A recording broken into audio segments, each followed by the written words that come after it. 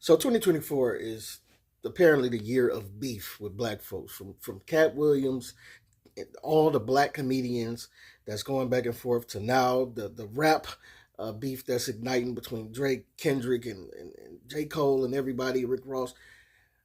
Boosie has some words of wisdom for all of them. Let's see what he had to say.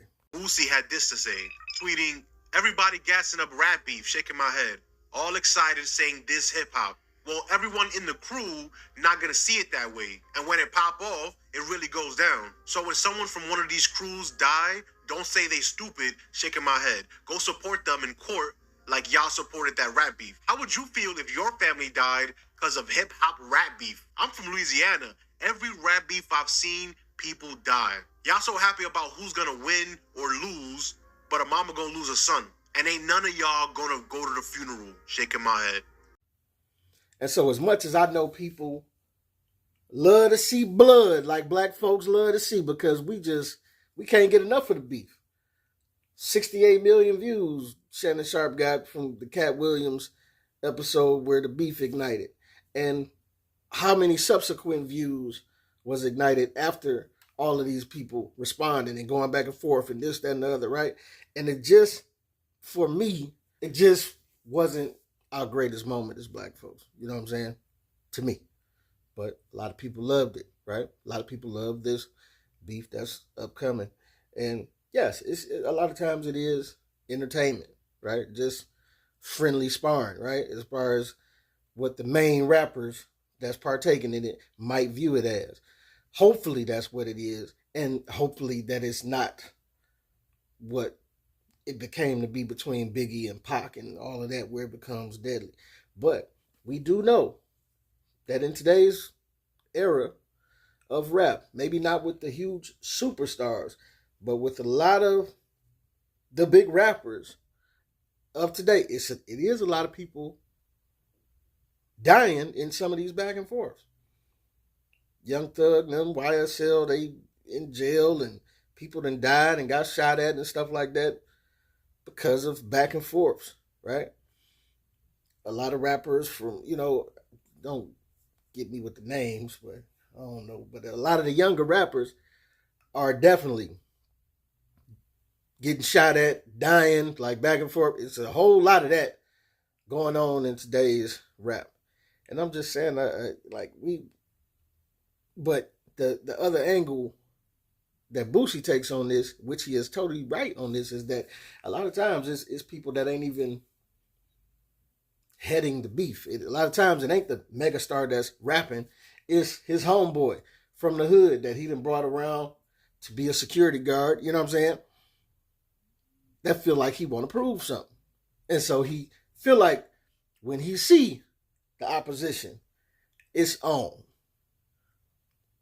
We going 1,000 miles because he got something to prove. He trying to secure his place in homie history to make sure he's taken care of. So he ready to crash out. He ain't thinking that he the one that's gonna go to jail or whatever. But you know what I'm saying? But he ready to crash out and do the most. And we had already seen somebody, I think, from TDE. I don't know who it was, but I remember seeing a tweet when this back and forth started going that was like, oh, it's on site when I see whoever, right? You know what I'm saying? So you never know how that's going to plan out. But unfortunately, a lot of us love to see blood. And listen, when J. Cole did what he did and threw the song out there and then came right back with the apology, I wasn't keeping up with it, but you see the headlines just that quick. Like I hadn't heard the song before I heard him apologize. I'm like, wait, I don't know. He put a song out, didn't he apologize? What's that about? But I really did, upon watching his response, understand his apology. At first, I was kind of thinking to myself, did he get scared? You know what I'm saying? Because that go. You when you that great, but your opponent is that great as well, you can get shook. And Kendrick Lamar is one that will have you shook. But I also understood where Cole was coming from, as he gave the apology and he was just like, how much it disrupted his peace, because he knew it was time to, after getting that jab, to respond, but it wasn't even him that wanted to respond as much as the people around him. The crash out homies that I'm speaking of. All of these people that's around hyping up the situation so much after the jab came that it's like, okay, as you sit in the driver's seat, you like, well, I got to say something. You understand what I'm saying? And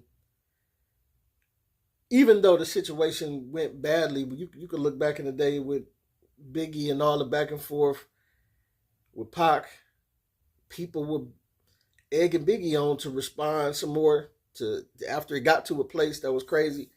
But Biggie was like, after certain tracks, he was like, I don't want to put out nothing because I don't want him to actually think that I was on that type of tip trying to kill him. Like, it's getting dicey, you know what I'm saying? But unfortunately, the people around you will amp you up to go to the next level and go to the next level and go to the next, it's that peer pressure type of thing. And it works very well. And I'm just saying, Boosie is right? Like, it can be friendly sparring. It can be friendly beef. But it can get to a place where lives are lost. And then you got to wonder, why are we as black folks so consumed with the beef? The Katt Williams interview went viral because it was so beef riddled.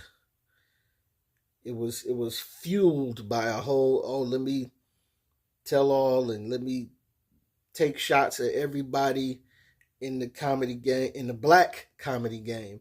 And I'm just saying, we got to look at this for what it is, man. We can't see the plan and the plot of this, that we're carrying it out.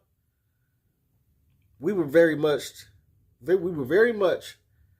for many years now brainwashed by the ways that white folk would socially kind of control us, stemming from slavery and the ways that they would pit us against each other. But we've got to admit, man, we have taken a hold to this mindset and this seed that has been planted, and we've just run with it, man. We the only ones that beef with each other this hard. Like in that whole Katt Williams interview,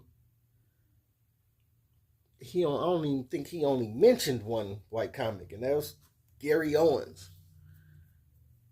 But it was all these black comedians that he was so offended by and taking all these shots at. Are there not as... I'm sure there are white comedians out there as well that are shady or have said some off-the-wall stuff. It just, we never take the same energy to go at others than we do at going at each other. And we never are more entertained by the back and forth of going at each other as well. It's one of these things, it's just like, hey, I'm less excited to even partake in it. I only wanted to partake in it just to respond on how J. Cole felt as far as the apology. Because I really understand how you can lose sleep by doing, by going too far. You know what I'm saying? Like, and not like it was like going too far, but how you can lose sleep over how you go about handling something, and you like, man, I shouldn't even did that.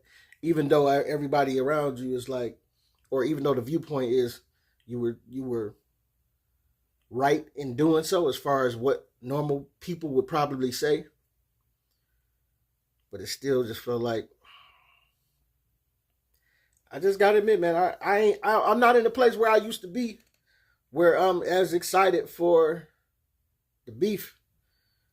And that's I'm getting older, so yeah, that's kind of where I'm at with it.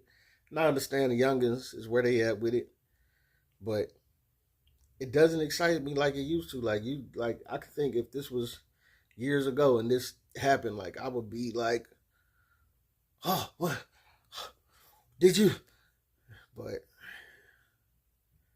I mean, I hear it. I hear everything that's going on with it, of course, because we got to stay abreast to the intranet, unfortunately, to talk about all this. But it doesn't excite me as it used to, and I'm glad that it doesn't. I'm really glad that it doesn't. I feel like I'm starting to find some peace in that, like getting to a place where the music and stuff don't move me like it once did, or don't have my ear as much as it once did. But I know that ain't where everybody else's um, mind is. But I encourage your mind to get to that place because this constant just back and forth and beef,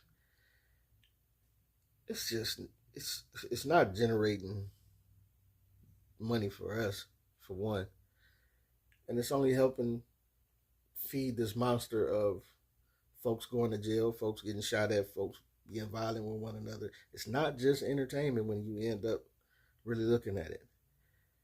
And even if you did think it was just entertainment, it always seems to look away. Where it's like that in the house versus out the house type feel, where it's like, oh, in the crib, me and my cousins can argue with each other. But if we out in front of some other folks, is we supposed to be arguing with each other like this? And trust me, coming from an argumentative person, I've done this. And I woke up the next day, even though feeling like I was justified in what I had to get off my chest, I've woken up the next day feeling like J. Cole. Like, why it just disrupted my whole spirit that I actually took it there. Especially in front of other folks. And this is what we're doing, airing our dirty laundry out for the world to see. And I think a lot of white folks and all other colors continue to laugh at us as we continue to do this. But it's your boy P. Cam. Let me know what you think, what you don't think. Get at your boy.